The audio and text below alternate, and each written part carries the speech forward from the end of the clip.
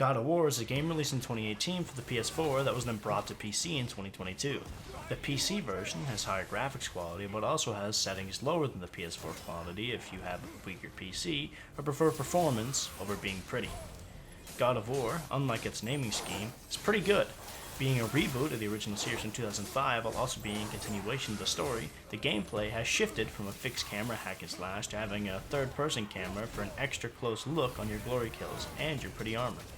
The gameplay also has the addition of Atreus, a son of Kratos, as a side character to be there right alongside his father through the journey. Atreus adds an extra thing to look out for in the game, where you may not need to protect him or pay attention to him as he shoots arrows at your command, but if you don't, he may be busy when you need that last shot. The gameplay is fun, and the kills are satisfying, with each major boss fight feeling unique, while some of the sub-bosses are just elemental changes and recolors. With a variety of weapons, rune magic, and the ability to punch your enemies to death, which is my personal favorite, the fights never get boring.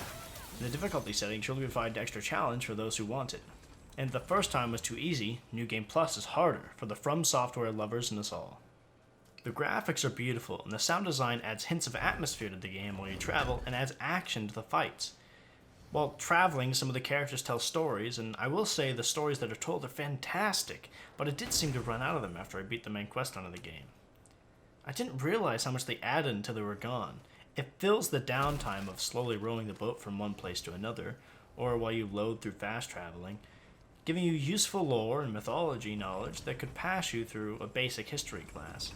I can't say I blame the game for not having enough of them though, since I did take my time and 100% of the game. While the original games had some collectibles that would make the games easier, the reborn God of War gives the player the ability to free roam and enjoy the world while also making their own RGB warrior.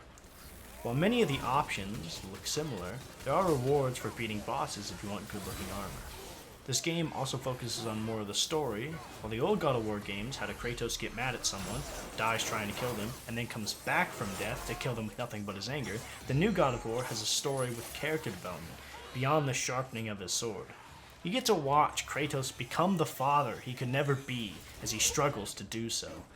The characters feel real, their development feels just as real, if you ignore the whole being a god thing.